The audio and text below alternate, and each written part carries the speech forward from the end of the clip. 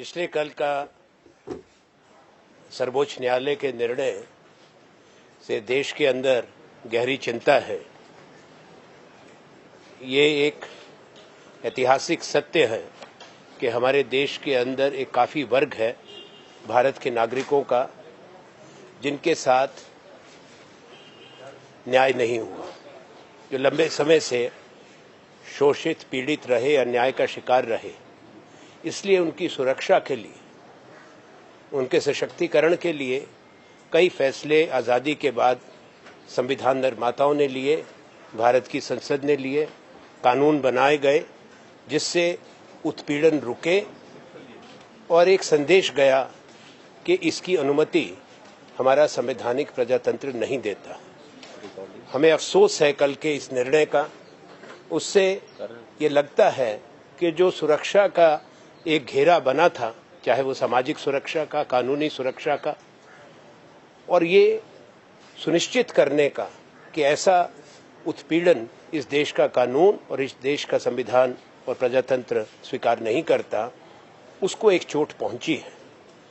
और इसको अगर इस पे पुनर्विचार नहीं हुआ तो ये केवल दुर्भाग्यपूर्ण नहीं है, इससे जो कुछ अभी तक आश्वस्त किया गया समाज के उन वर्गों को, चाहे वो एससी हैं, एसटी हैं, उनमें एक बार फिर आशंका और भय का वातावरण होगा।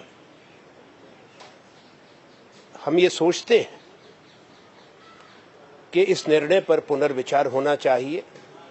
वो भारत के प्रजातंत्र और भारत के समाज की वास्तविकताओं को देखते हुए राष्ट्रहित में होगा। और भारत सरकार इस पर चुप क्यों है?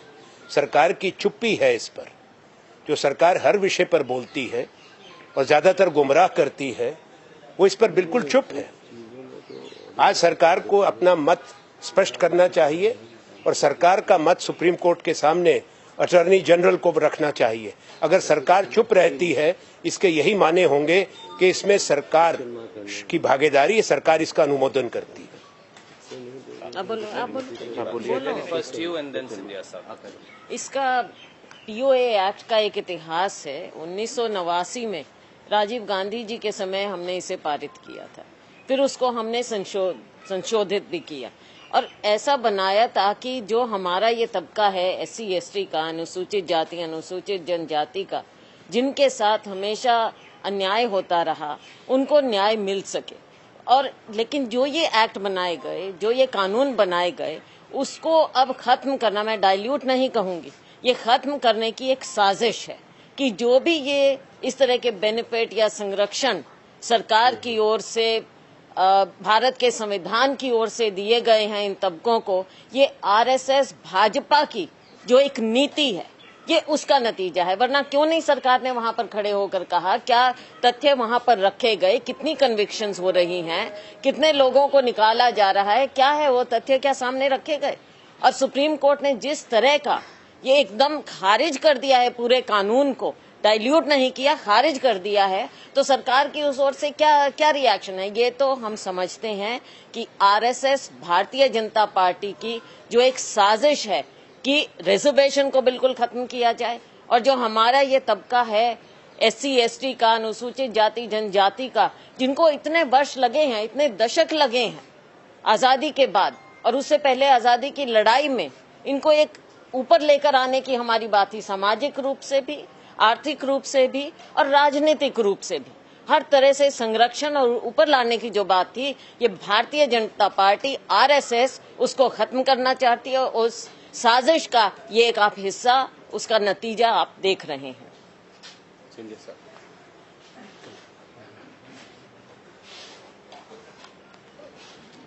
भारत देश में सदैव एक सामाजिक और एक आर्थिक ताना बाना बनाया गया है ताकि हर भारतीय को देश के योगदान में देने का केवल हक नहीं लेकिन मौका दिया जाए। एक अमन चैन का वातावरण तय करना सरकार की जिम्मेदारी होती है और आप स्वयं इस बात के गवाह हैं कि किस तरीके से पिछले 4 वर्षों में इस सरकार की सोची समझी रणनीति के तहत इस देश में इस ताना बाना को ध्वस्त करने की एक मुहिम चलाई गई है। जहां पहले आर्थिक क्षेत्र में हमारे सामाजिक वर्गों के साथ अन्याय किया गया है, आदिवासियों के विरुद्ध, अनुसूचित जाति जनजाति के विरुद्ध जो बजट में राशि दी जाती थी, सारे प्लान सब प्लान्स को पूरी तरह से समाप्त की गई। उसके बाद जो पिछड़े क्षेत्र थे, जो बैकवर्ड रीजन ग्रांट फंड था, उसे समाप्त किया गया। जब एक तरफ आर्थिक तरीके से इन वर्गों को कमजोर करने की मुहिम में ये लोग सफल हो चुके हैं, अब दूसरे तरफ से इन वर्गों को प्रताड़ित करने की शुरुआत हो चुकी।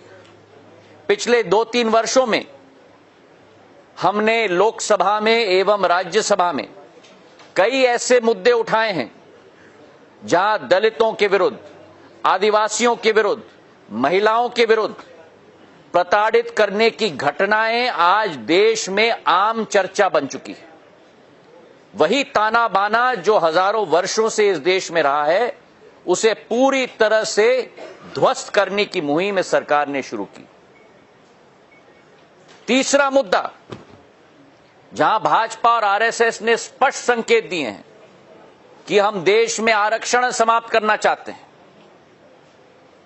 यह तीसरी मार हमारे सम्मानजनक वर्गों के ऊपर, और अब जो निर्णय आया है, जिसके आधार पर जो न्यायपूर्ण ढांचा बनाया गया था कांग्रेस की सरकारों के द्वारा, खास करके इन वर्गों के लिए, उस न्याय के ढांचे को भी पूरी तरह से तोड़ने की मुहिम इस सरकार के द्वारा चलाई गई है। आज मुझे आश्चर्य है कि आज तक सरकार का कोई भी प्रवक्ता, सरकार का कोई भी मंत्री, और मैं तो ये कहूंगा कि हमारे देश के प्रधानमंत्री ने इस बात पर कोई भी टिप्पणी या कोई भी वक्तव्य नहीं की है। आज जरूरत है कि देश में, अगर हमें देश के ताना बाना को बनाए रखने की जरूरत है, हमारे हर समाज, हर व्यक्ति को सुरक्षित रखने की एक जरूरत है।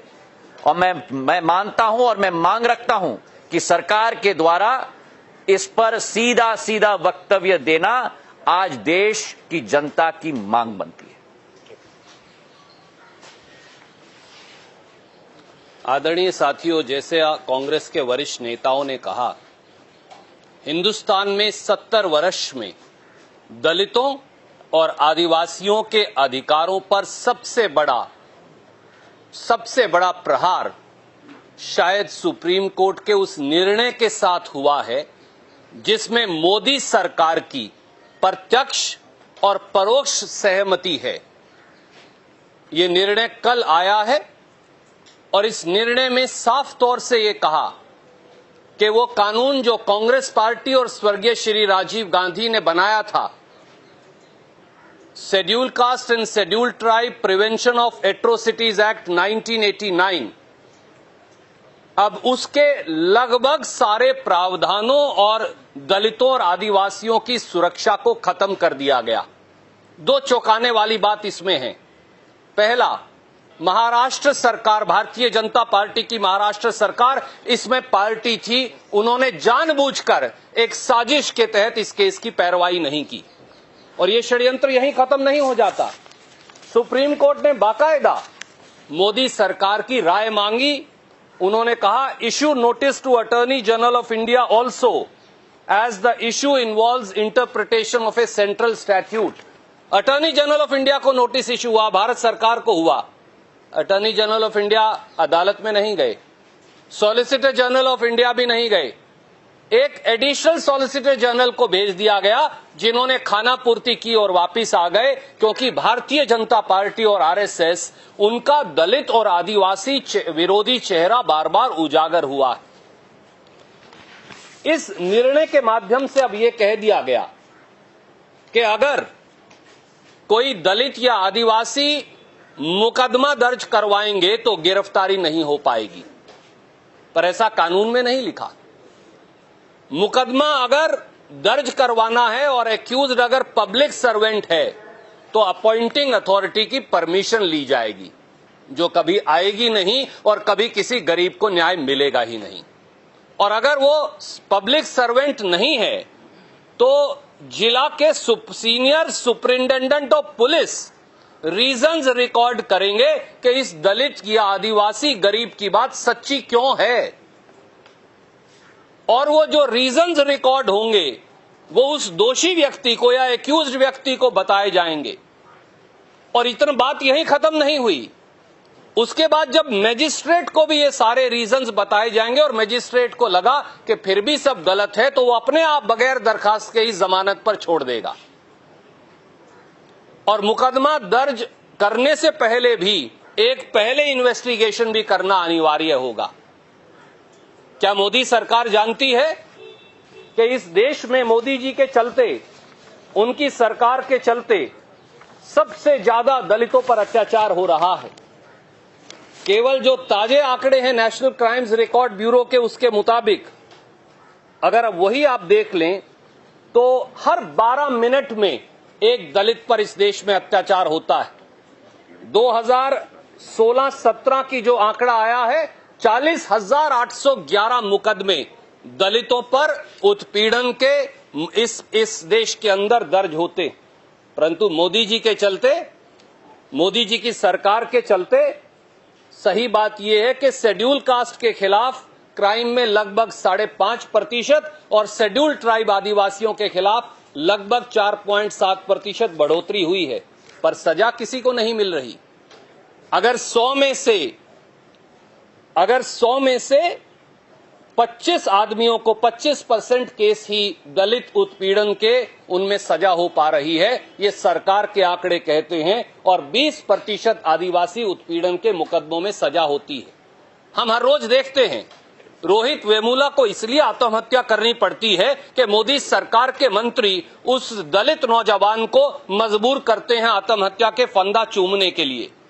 हम हर रोज देखते हैं कि डेल्टा मेघवाल हो या ऊना के उत्पीड़ित दलित हो या सहारनपुर के हमारे दलित भाई हो, उनका उत्पीड़न कैसे हो रहा है। और मोदी जी के मुख्यमंत्री तो आदित्यनाथ जी तो दलित भाइयों को साबुन से नहलाकर और उन पर इत्र छिड़कवाकर फिर मिलते हैं।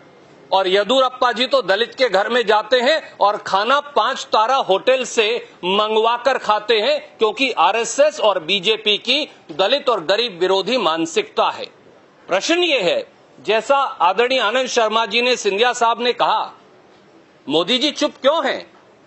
और भारतीय जनता पार्टी के दलित और आदिवासी नेताओं को सांप सूंघ गया है क्या? वो सारे के सारे चुप क्यों हैं? इस देश के गरीबों, दलितों, आदिवासियों का अधिकार छीना जा रहा है, उनके सम्मान और स्वाभिमान पर अतिक्रमण किया जा रहा है। मोदी सरकार कर क्या रही है? क्या इसके लिए वो सीधे दोषी नहीं? और सही कहा आपने, SC/ST सब प्लान, जो जाधव कमेटी की रिकमेंडेशन को पिछली कांग्रेस सरकार ने माना था, पहला निर्णय मोदी जी ने किया कि SC/ST सब प्लान को खत्म कर दिया जाएगा।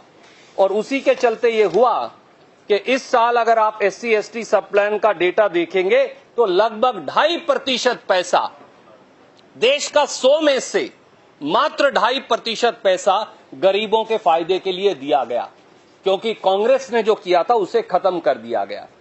और एक एक अगर आप स्कीम देखें, यहां तक कि जो दलितों के फायदे की स्कीम थी उन्हें भी 2016-17 में 294 से कम करके 17-18 में 256 कर दिया गया। 42 दलित वेलफेयर स्कीम्स को पर ताला लगा दिया गया।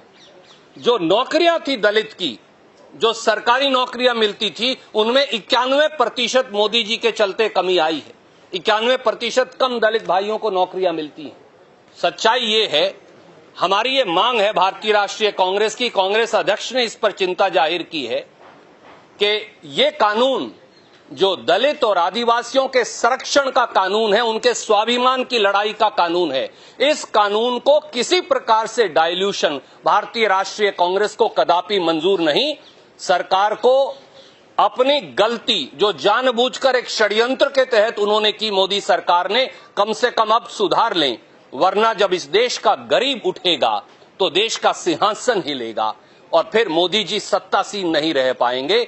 जरूरत पड़े तो संसद में संशोधन लेकर आए, जरूरत पड़े तो दोबारा से सुप्रीम कोर्ट में रिव्यू एप्लीकेशन फाइल करें, परंतु दलितों के अधिकारों को कमजोर करने का मोदी सरकार का षड्यंत्र हमें कदापि मंजूर नहीं। इस पे एक प्रेस नोट, इस पे प्रेस रिलीज इसकी प्रेस रिलीज इशू करते हैं।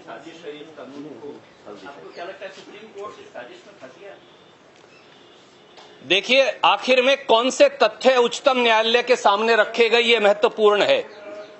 मैंने इसीलिए सबसे पहले सुप्रीम कोर्ट के आदेश के पेज 2 की पहली लाइन आपको पढ़कर बताई।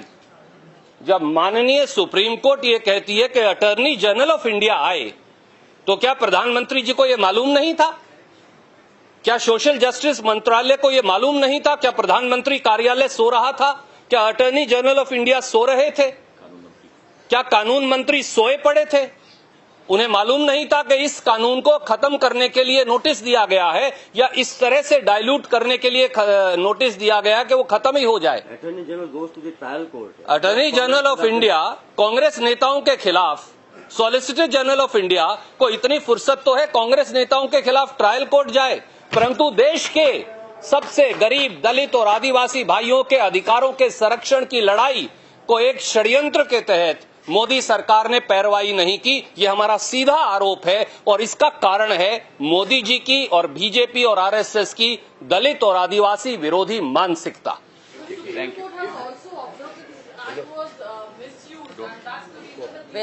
How was it? Okay. Last, let that be the last question and let me answer that. Every law is prone to misuse, but should you abolish those laws? Even there can be a false murder case. Are all murder cases correct? Are all attempt to murder cases correct?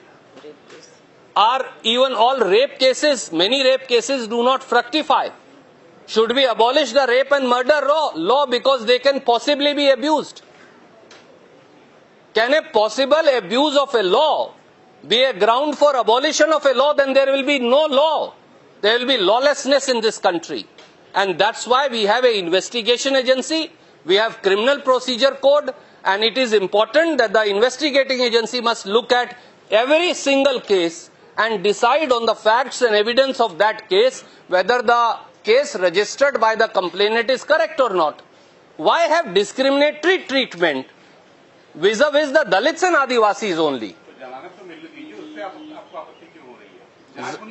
Zaman नहीं तो माफ कीजिए, आपको भी अपने गांव में ये सुनने को मिलता होगा।